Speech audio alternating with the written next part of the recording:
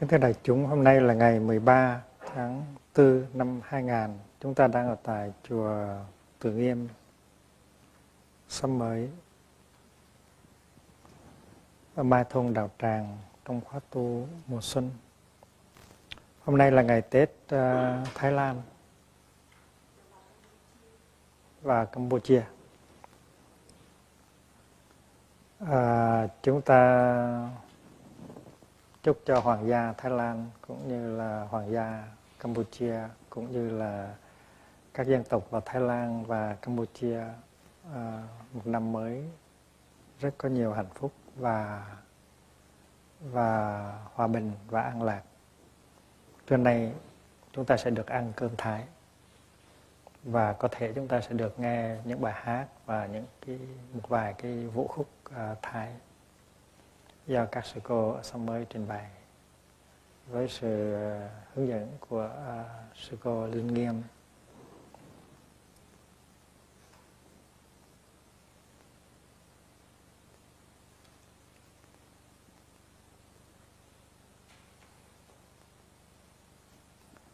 Có những ngày trời trong, không có một cái gợn mây.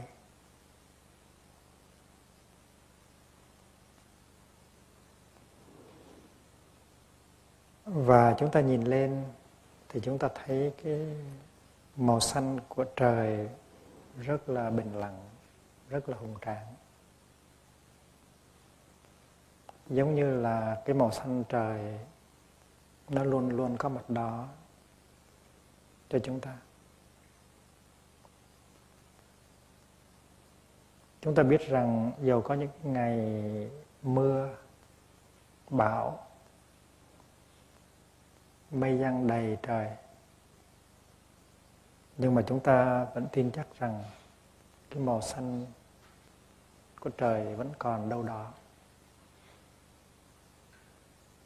Và chúng ta yên tâm, chúng ta nghĩ rằng thế nào cái màu trời xanh cũng sẽ hiện trở lại. Người Pháp nói là après la pluie, le beau temps. Sau những cơn mưa thế nào cũng có trời đẹp. Có những lúc tâm hồn ta rất trong sáng, như là bầu trời không có gợn mây, ta hạnh phúc quá chừng. Ta đi thiền hành với các sư anh, các sư em, các sư chị. Ta thấy cuộc đời rất hạnh phúc, tâm ta bình lặng và cởi mở và có rất nhiều không gian tự do như là bầu trời xanh. Chúng ta ai cũng đã có được những cái giây phút như vậy của tâm hồn. Và những lúc đó ta thấy nhẹ nhàng, thanh thản, ta mỉm cười, ta dễ thương với tất cả mọi người, ta làm hạnh phúc cho ta và ta làm hạnh phúc cho mọi người.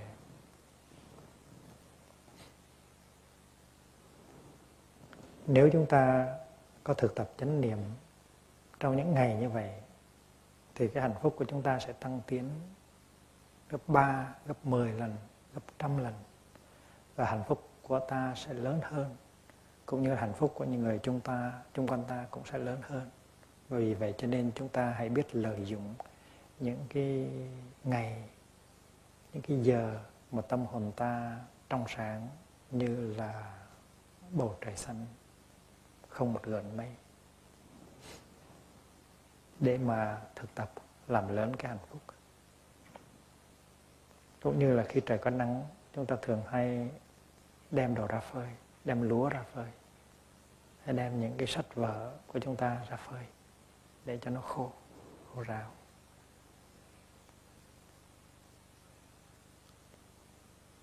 Nhưng mà cũng có những lúc tâm hồn ta nó không được trong sáng, nó không được thảnh thơi. Tâm hồn ta nó giống như bầu trời có mây, như là bầu trời ngày hôm nay.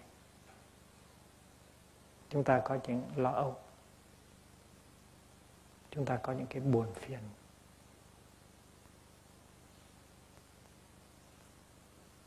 chúng ta có những cái buồn tủi, và tâm hồn ta cũng như là cái bầu trời có mây. Bây giờ đây màu trời xanh không thấy nữa, chỉ thấy có mây. Phương Tây cũng mây, và phương Đông cũng mây, phương Bắc cũng mây, phương Nam cũng mây. Cái chân trời màu xanh, cái màu trời xanh đó nó cũng có hiện ra cho chúng ta. Tâm hồn ta cũng vậy, thỉnh thoảng nó đầy mây.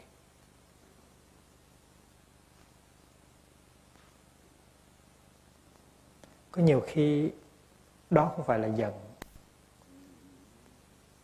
đó không phải là giận hờn, đó không phải là tuyệt vọng.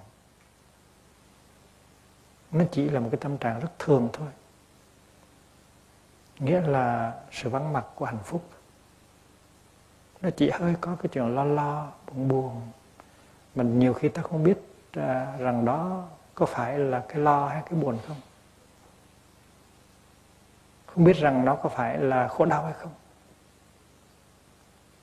Chúng ta chỉ có thể quả quyết được rằng nó không phải là hạnh phúc, nhưng mà chưa chắc nó đã là khổ đau.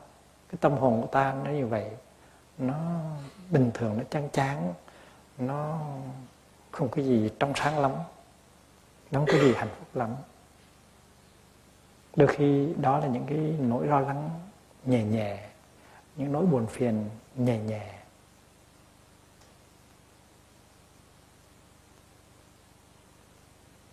Cũng như nhà thơ Xuân Diệu nói là hôm nay trời nhẹ lên cao, tôi buồn. Không hiểu vì sao tôi buồn. Buồn vẫn vơ như vậy thôi, tâm hồn không có trong sáng. Trời nhẹ lên cao mà còn vậy.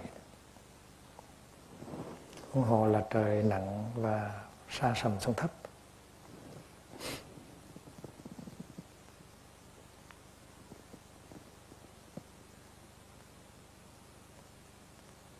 Trong những cái lúc mà ta có một cái tâm tư như vậy thì ta nên thực tập như thế nào?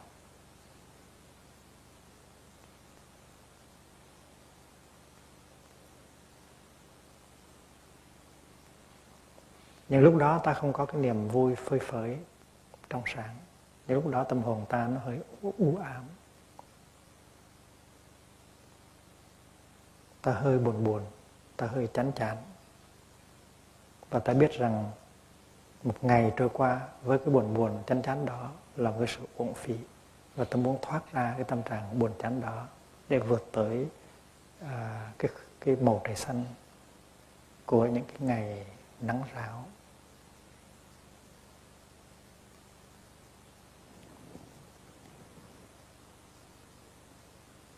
Vậy thì làm sao mà hành xử khi mà tâm hồn ta đi vào trong một cái trạng thái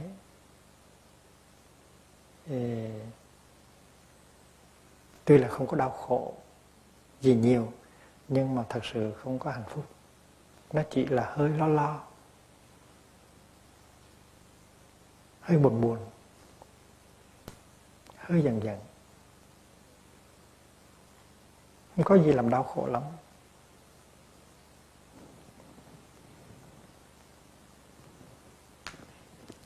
Ta có đủ trí khôn, ta có đủ thông minh để biết rằng những cái giây phút tâm hồn u ám như vậy, thế nào nó cũng đi qua. Và thế nào mờ màu trời xanh của tâm hồn cũng sẽ tìm trở về được.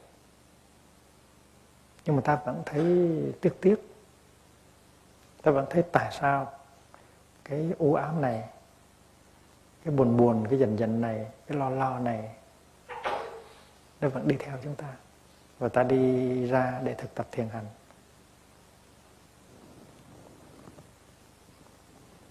Trong ta nó có một cái ý muốn là làm sao để quét sạch cái mây mù này đi lập tức, để cái màu trời xanh có thể hiện ra một cách rất rõ ràng. Ở trong kinh Bụt có dạy cái phương pháp gọi là thay chốt. Khi mình có một tâm hành mà mình không có ưa thì mình có thể thay bằng một cái tâm hành khác. Cũng như là người thợ mộc thấy một cái chốt nó nối cái thanh gỗ này với thanh gỗ kia, cái chốt nó đã mục, thì người thợ mộc dùng một cái chốt khác đóng vào, đẩy cái chốt cũ ra và cho cái chốt mới đi vào để giữ vững hai thanh gỗ với nhau. Cái đó gọi là thay chốt. Thì cái tâm hành của chúng ta cũng vậy. Khi mà chúng ta có một cái tâm hành buồn chán thì ta có thể thay chốt, nghĩa là đem tới một tâm hành khác, nó tươi vui hơn. Chuyện này có thể làm được.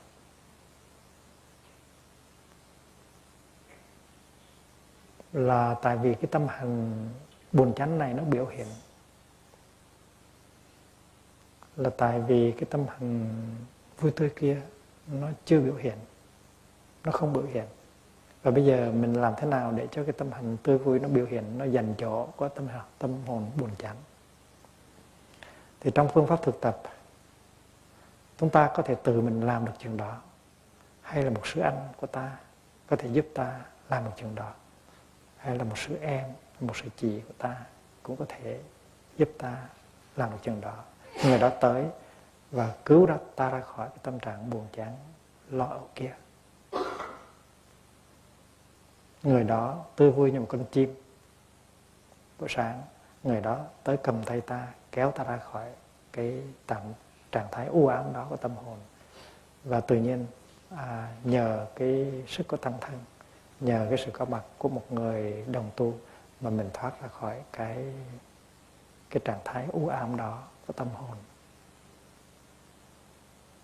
Hoặc là mình có thể tự thực tập được. Mình có thể tự thực tập đối chốt được. Tại vì mình có những cái bài kinh, những cái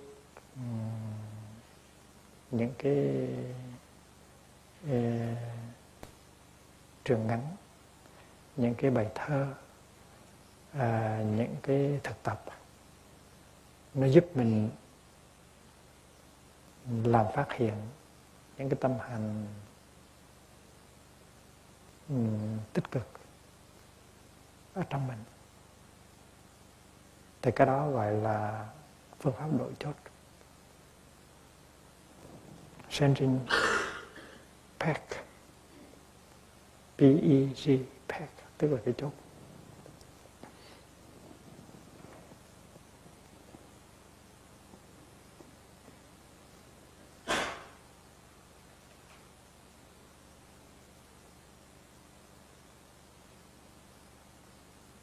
Nó cũng giống như là khi người ta coi vô tuyến truyền hình, người ta thấy có một cái đài quá dở mà người ta không có chịu nổi. Người ta đứng dậy, người ta bấm một cái nút để thay một cái đài mới. Cái đó gọi là thay chốt. Thì trong tâm của chúng ta cũng vậy, nó có rất nhiều đài. Nó có tới 51 đài ở trong cái tâm hồn của mình. Và nếu mà mình không có thích đài này thì mình thay đài kia. Đó chỉ là vấn đề thực tập mà thôi. Bây giờ người ta đã phát minh ra được, đã chế tạo ra được cái gọi là remote control. Người ta khỏi phải đứng dậy để thay đài. Người ta ngồi tại chỗ hoặc nằm tại chỗ, người ta chỉ đưa tay ra bấm một cái là đài này biến mất và đài kia xuất hiện.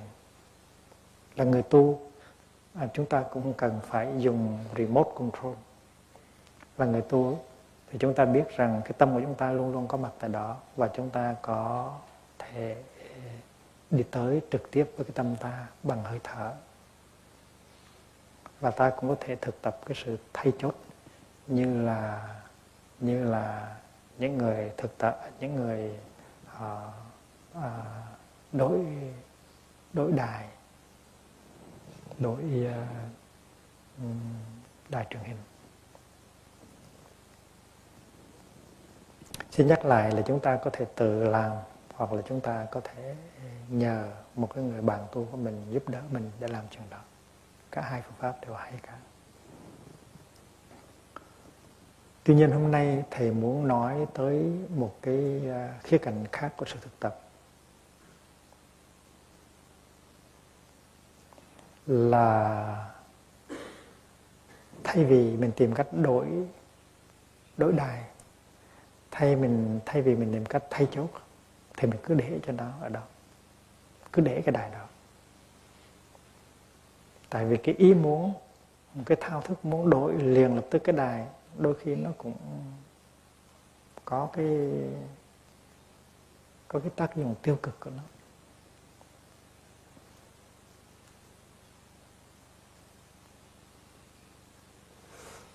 Thầy đề nghị phương pháp thực tập này là khi mình có một tâm hành buồn chán, lo âu, không có hạnh phúc, thì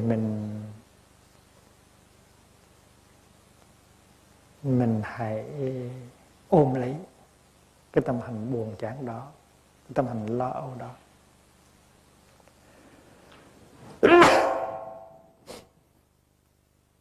Đừng có vội tìm cách xua đuổi nó, hay là đổi nó, ôm lấy nó. Mình hỏi tâm hành của ta ơi, người có phải là sự đau khổ không?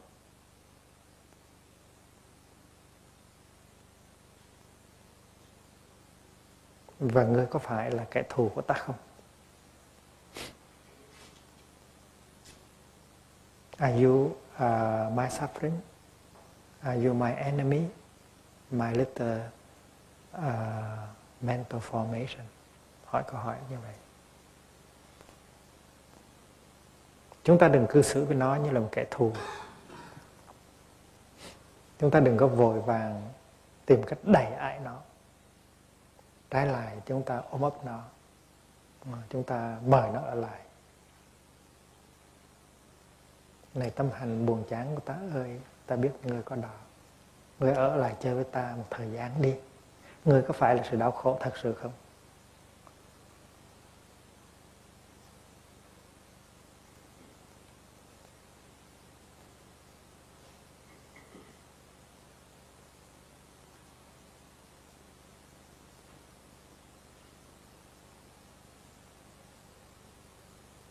Chúng ta có một cái nhìn khác. Chúng ta thấy rằng tâm tư ta mà có một cái tâm trạng buồn chán hay là lo âu, đó là chuyện rất thường. Cũng như là bầu trời. Bầu trời có khi nó xanh trong, nhưng mà bầu trời có khi nó có mây. Đó là chuyện thường thôi. Tại sao ta phải lo lắng quá sức về cái chuyện thời tiết? Tại vì nếu ở trong trời đất nó có thời tiết, thì trong tâm hồn ta nó cũng có thời tiết. Khi mà ông trời thay đổi nhiều quá, ta gọi là ông trời moody. Cũng giống như con người. Và có nhiều người than phiền rằng con người hay thay đổi, nhưng mà ông trời cũng vậy thôi.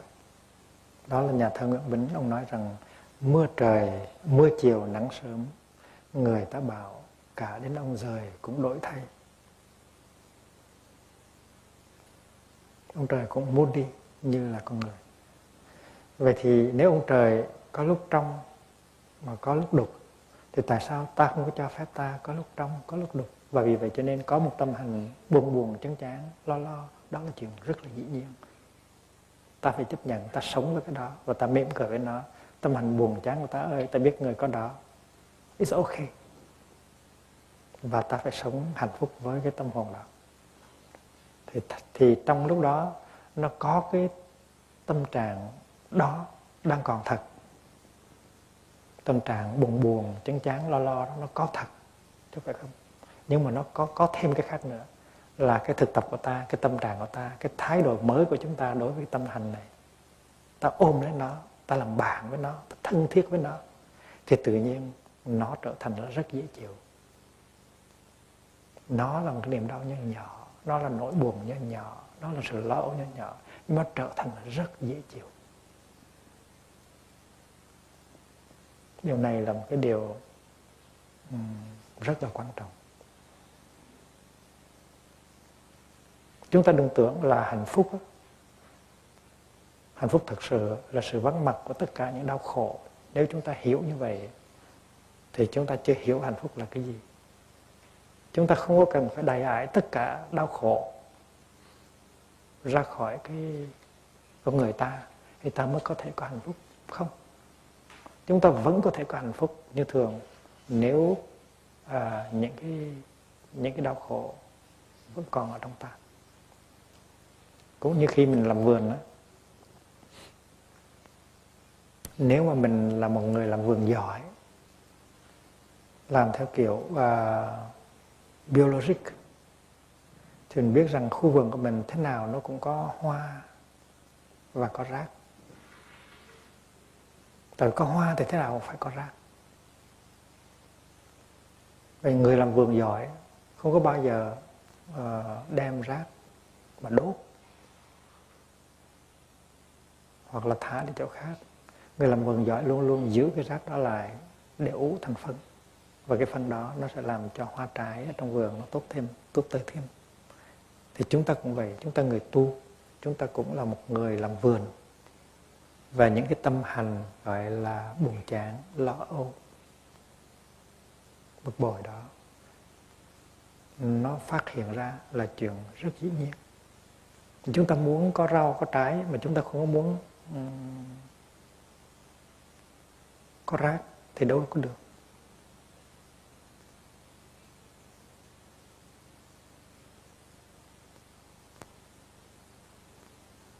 Chúng ta hái những cái mướp, những cái trái mướp, những cái trái cà, những cái trái đậu.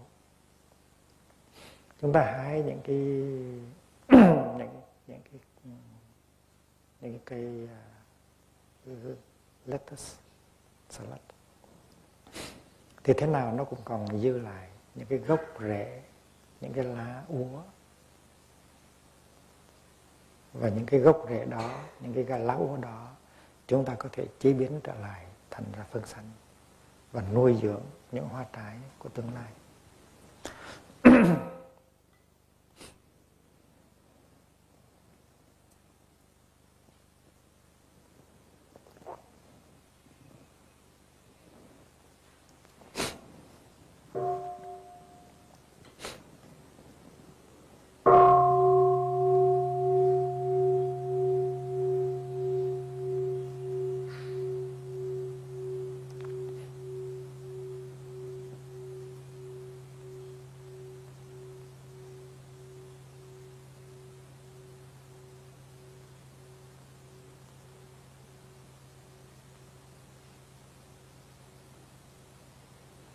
Vậy thì chúng ta, người thực tập cũng giống như một người làm vườn. Chúng ta biết rằng cái vườn của chúng ta là cái tâm của chúng ta. Và trong tâm thì có những cái tâm hành. Có những tâm hành tích cực, dễ chịu. Và có những tâm hành tiêu cực, không có dễ chịu. Và làm người làm vườn giỏi, ta phải có cái trái tim lớn, có cái hiểu biết lớn, ta chấp nhận được cả cái phần hoa và cái phần rác ở trong khu vườn của ta. Và mỗi khi thấy rác, ta không có giận, ta không có buồn, ta biết rằng rác thế nào cũng thành hoa.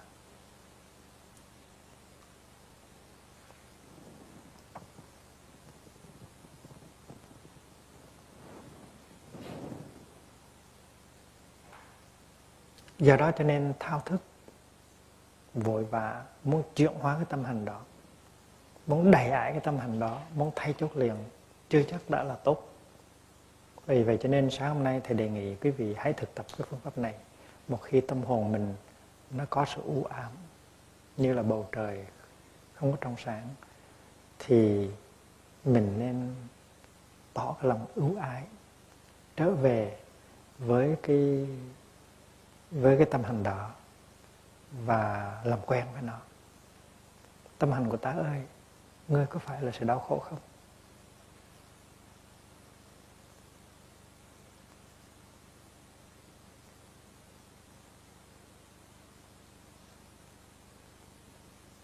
Ngươi có phải là kẻ thù của ta không? Ta biết ngươi là bạn của ta. Ngươi đã là bạn của ta trong quá khứ. Ngươi là bạn của ta trong hiện tại. và ngươi cũng sẽ là bạn của ta trong tương lai. Vì vậy cho nên chúng ta phải biết sống chung với nhau với an lạc, với hòa bình, và nhất là với cái thái độ bất nhị. Tại muốn có hoa mà không có rác, đó là chuyện không tưởng. Muốn có hạnh phúc mà không có khổ đau, đó cũng là một chuyện không tưởng. Chính vì nhờ những giây phút khổ đau cho nên mình mới biết được những cái giá trị của những giây phút hạnh phúc. Có những cái ngày trời mưa âm u kéo dài, thì khi nắng lên bầu trời trong, mình mới thấy được tất cả những cái đẹp, cái màu nhiệm của bầu trời trong. Vì vậy cho nên chấp nhận những ngày mưa là rất quan trọng. Cho nên khi mà trời mưa thì chúng ta không có buồn phiền, chúng ta không có đau khổ.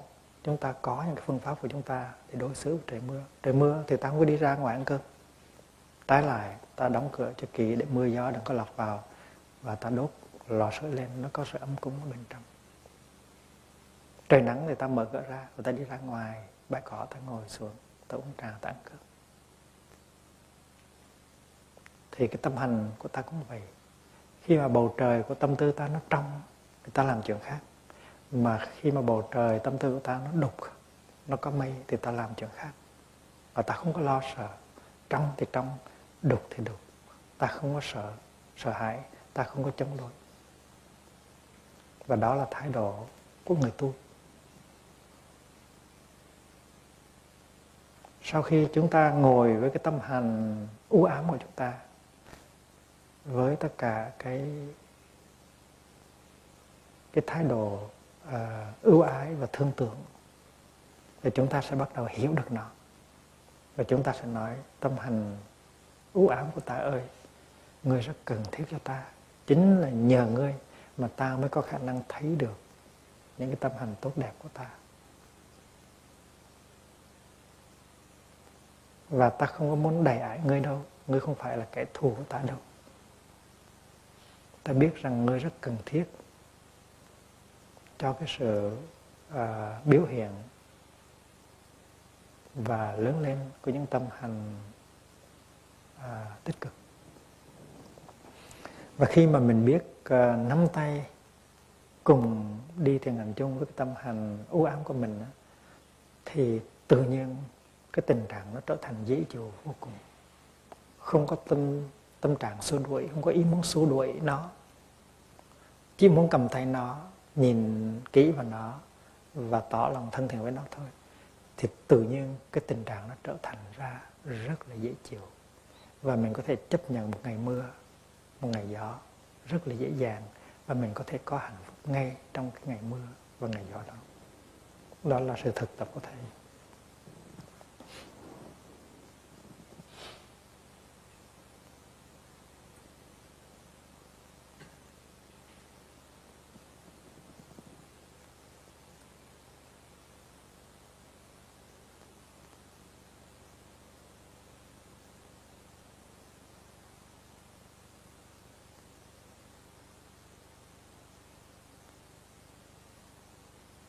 Sự thực tập này nó được căn cứ trên cái nhận thức gọi là nhận thức bất nhị. Có một hôm Thầy hỏi một sư em rất nhỏ, rất trẻ, hỏi rằng có khi nào tâm hồn của con nó u ám như là bầu trời ngày hôm nay không? Thì sư em trả lời dạ có. Chứ em còn trẻ lắm, nhưng mà cũng có thể có những cái ngày tâm hồn nó u ám. Thì Thầy hỏi trong những trường hợp đó thì con làm sao? Nói cho Thầy nghe. Thì trong câu chuyện nó chứng tỏ rằng sư em không có lo sợ. Tại sư em tuy là nhỏ nhưng đã có kinh nghiệm những cái giờ phút mà tâm hồn u ám trong quá khứ, bao giờ nó cũng đi qua để nhường chỗ cho những tâm hành trong sáng và nhẹ nhàng. Và cái đó không làm gì nó cũng qua. Không cần thực tập nó cũng qua. Thì sư em nghĩ như vậy và thấy như vậy, cho nên sư em không có lo lắng về những cái tâm hành u ám. Tự nhiên niềm vui nó đi tới, tại vì trong sư em nó có những hạt giống của niềm vui. Và các sư chị, các sư anh cũng có những hạt giống của niềm vui. Do đó cho nên tiếp xúc thì tự nhiên những cái hạt giống của niềm vui nó được tưới tẩm, nó được tiếp xúc và nó biểu hiện ra, và cái tâm hành u ám kia, buồn phiền kia nó biến mất.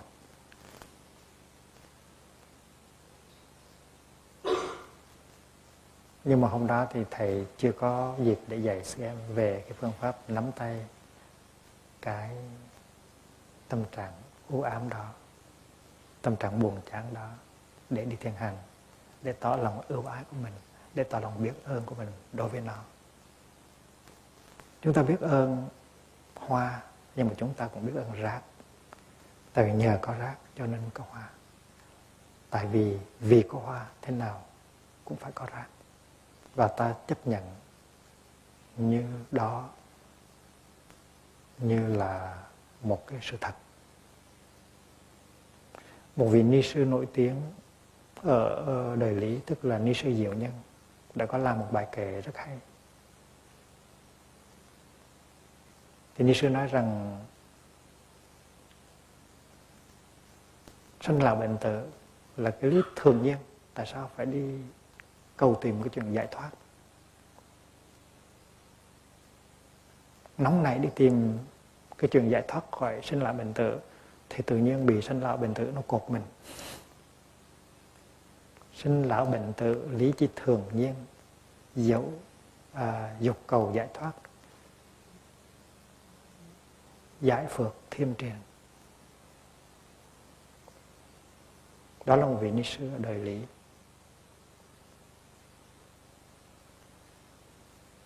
Nếu mình nắm tay sinh lão bệnh tử, mình cười với nó, mình chơi với nó, thì không sao hết. Mà nếu mình cố ý muốn chạy, muốn đày ải, muốn tiêu diệt sinh lão bệnh tử, thì mình sẽ bị bó buộc.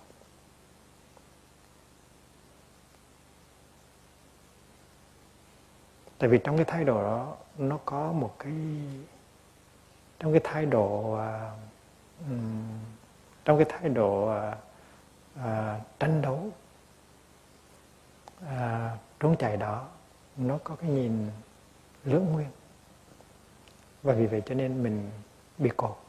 Do đó cái phương pháp của mình đề cập tới sáng hôm nay là đừng có mang theo cái thái độ lưỡng nguyên đó ở trong cái sự thực tập của mình. Và mình phải tìm cách nhìn những cái tâm hành tiêu cực của mình với cặp mắt của bất nhị, với cái sự thương tưởng, và mình làm bạn với nó. Thành ra nếu các bạn chúng ta hiện bây giờ đang có những cái nỗi khổ, niềm đau, thì đừng có quá thao thức, đừng có quá eager, đừng có quá hăng hải,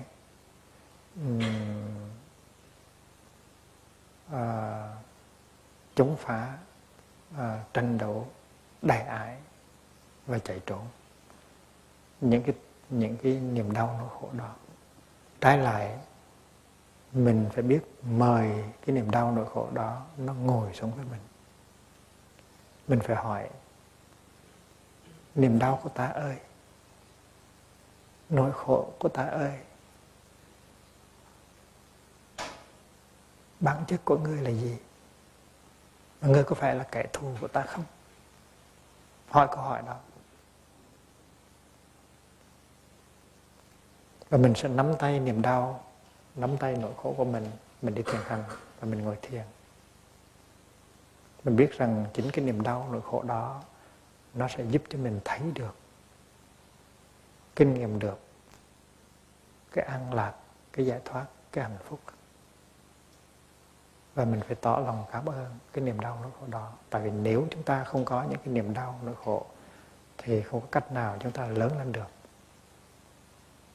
Và chúng ta có thể có khả năng tiếp nhận được cái niềm vui của giải thoát, của an lạc. Và vì vậy cho nên cái thái độ trốn chạy, thái độ đập phá, thái độ đày ải cái nỗi khổ niềm đau của chúng ta không phải là một cái thái độ khôn ngoan.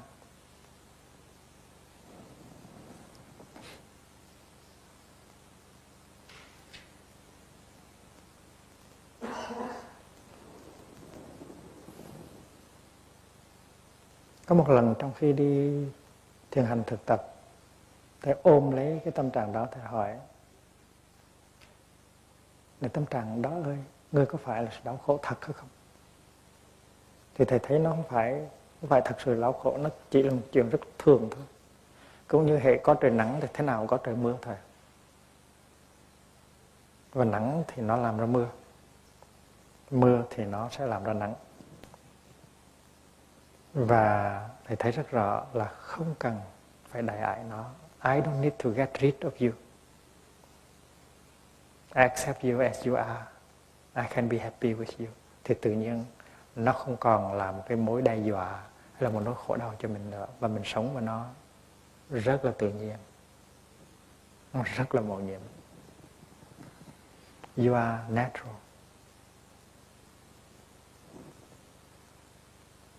Your presence is natural. I accept you as you are.